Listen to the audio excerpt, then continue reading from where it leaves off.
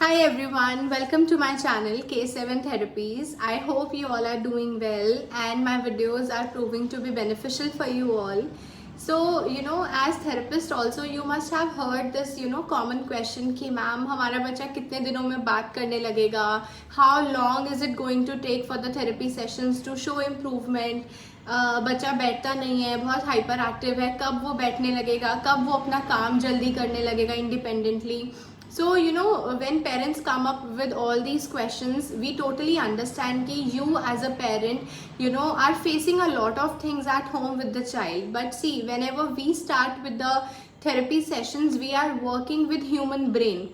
These children are tiny little humans, and whenever we start with the therapy sessions, we have to analyze, we have to observe the child's behavior, attention span, concentration, or how the child is behaving with the people outside or at home. So there are a lot of aspects that we as therapists need to evaluate and assess. So जब भी हम बच्चे के साथ therapy session start करते हैं, the first and the foremost goal is to make the child comfortable with us, ताकि वो हमारे साथ जैसे ही कंफर्टेबल होगा, एक अच्छा रैपो बिल्डअप कर लेगा, the child will start trusting us and उतना ही बेटर रिजल्ट और इम्प्रूवमेंट हम आपको ला के दे सकते हैं. And when I say we are working with the child, we are actually giving them some or the other input every time whenever we are helping them with the sensory issues or oromotor difficulties or anything like that. So whenever you ask such questions कि कितने time में बच्चा ठीक हो जाएगा, उसका कोई answer नहीं है. Because see if we say कि बच्चा हम 3 दिन में या 4 दिन में बिल्कुल ठीक हो जाएगा, तो that is very unethical on our part, because it's not the case when we are working with autistic child. For example, see, autism कोई बीमारी नहीं है, it's not a disease कि उसे इंजेक्शन से या मेडिसिन लगा के ठीक कर दिया जाए. It is a condition which is making your child different from the others. So basically it is a neurodiverse condition जिसमें आपका बच्चा बाकी के बच्चों से थोड़ा सा डिफरेंट है. उसकी सेंसरी प्रोसेसिंग डिफिकल्टीज अलग हैं, उसके फीडिंग हैबिट्स अलग हैं. The child might be avoiding eye contact with the strangers और विद द नेबर्स और anyone. That means the child is avoiding a social interaction between other people.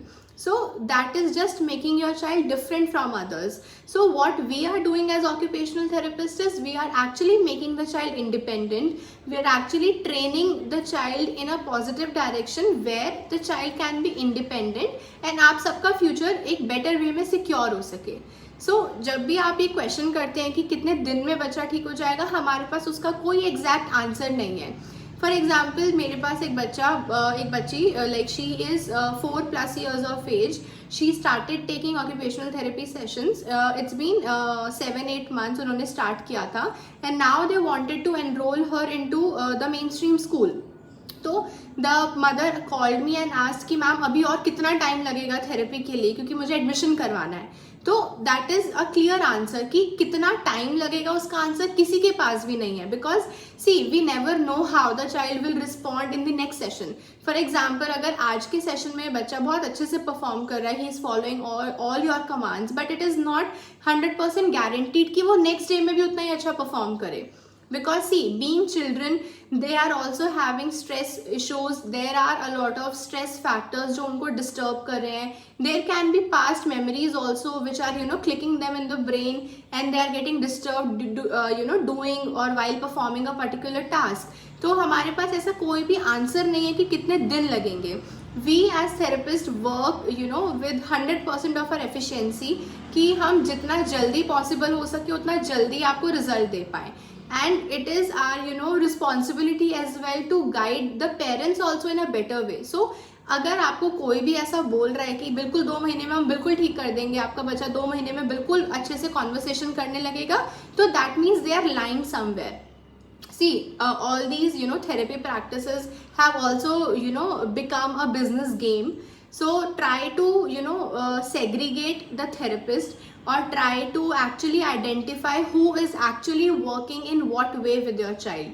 Because being parents, you are the best decision makers for your child. So whenever you are starting the therapy sessions, try to ask as much questions as possible. आपके जो भी queries हैं, आपके जो भी doubts हैं, आप therapist से पूछिए. Try to clear off all your doubts and then start with the sessions. And जब भी आप session start करो, try to have that trust with the therapist, क्योंकि जब भी कोई थेरेपिस्ट आपके बच्चे के साथ काम कर रहा है, they are working with their heart and soul. तो जब भी वो आपके बच्चे के साथ काम कर रहे हैं, they are giving their best. And तो आपको उस केस में थेरेपिस्ट पे ट्रस्ट करना is very important. And also whenever we talk about the improvement part, कि कितना जल्दी इम्प्रूवमेंट आएगा या बच्चा कितना जल्दी इम्प्रूव करेगा, उसके लिए आपको थोड़ा सा पेशेंस रखना पड़ेगा, because every child is responding in a different way. अगर आज का उसका सेशन 100% था, हमने जो भी इनपुट दिया उसका पॉजिटिव आउटकम आया, तो इट इज़ नॉट श्योर कि कल भी ऐसा ही हो। बट ग्रेजुअली येस, जब इसका एक रेगुलरिटी से हम थेरेपी को फॉलो करते हैं रिलीजियसली, डेफिनेटली रिजल्ट कम्स। बस किसी बच्चे में वो जल्दी आता है, किसी में थोड़ा सा लेट आता है। It all depends upon the age also. There are other family factors as well, because personally I have seen where the parents are also working with the child equally. जैसे जैसे थेरेपिस्ट ने आपको home programme के लिए guide किया है, वहाँ उन बच्चों में बहुत जल्दी और बहुत अच्छे रिजल्ट्स आते हैं। बट कई केसेस में ऐसा भी होता है the parents are totally relying upon the therapist. We are actually working with your child 100%, but we are able to give you only 45 minutes or 1 hour a session per day. But you as parents are there with the child throughout the day. तो हमसे आप question कीजिए, take homework from us, but try to give your 100% as well at home. So because as a team only, as a family, as a team, we can work out for one child और उसको best result और best outcomes देने के लिए।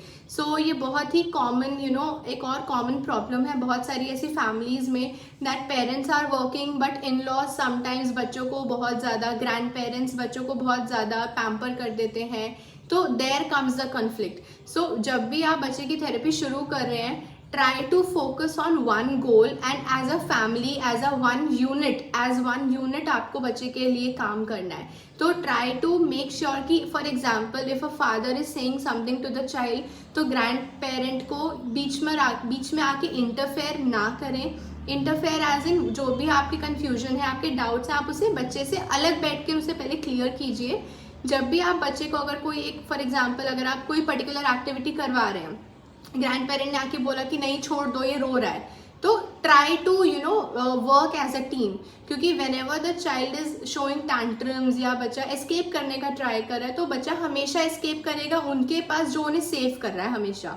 तो वो थोड़े से बिहेवियरल इश्यूज कई बार बच्चों में डेवलप हो जाते हैं। तो उन बिहेवियरल इश्यूज को भी टैकल करने का सबसे ईजी तरीका यही है कि एज अ फैमिली आप एक साथ एज अ टीम काम करिए to work for the betterment of the child. And also जब भी आपको ऐसा कोई भी केस लगे कि बच्चा घर में कैसा परफॉर्म कर रहा है या थेरेपी क्लिनिक में कैसा कर रहा है, तो try and talk to the therapist. जो भी क्वेश्चंस हैं, डाउट्स हैं, try to clear it out, ताकि we at the clinics as well हम उस पर्टिकुलर प्रॉब्लम या उस एरिया पर काम कर सकें। So I hope the video was useful for you all. Do let me know in the comments below if you found it useful, and share it with the people who might get benefit from this. Thank you so much for watching.